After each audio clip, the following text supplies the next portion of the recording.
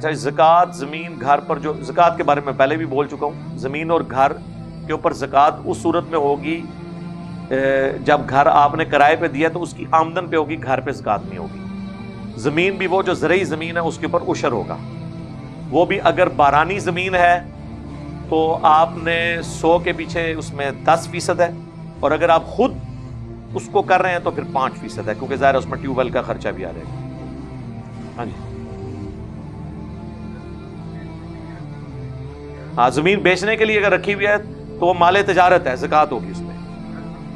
جی جی جی، اگر وہ بیچنے کے لیے، اس طرح پلاٹ لوگوں نے لیے ہوئے تو وہ مال تجارت ہے نا، مال تجارت میں پلاٹ بھی آ جائے گا، گاڑیاں بھی آ جائیں گی، جو چیزیں جو بھی بیچنے کی غرض سے ہوگا ضرورت سے ہٹ کے، تو وہ آپ کا ظاہر ہے اس میں کاروبار میں ہے گا۔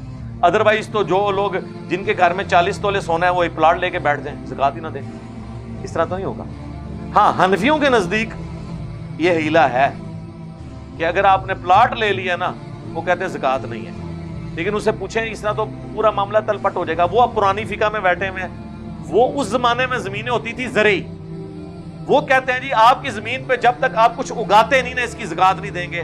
اب ان جاہلوں کو کون سمجھائے کہ آپ کی تو مربوں کی زمین اسلام آباد کی قبر کے برابر نہیں ہے قیمت میں، تو یہ تو جدید مسئلہ آ گیا نا۔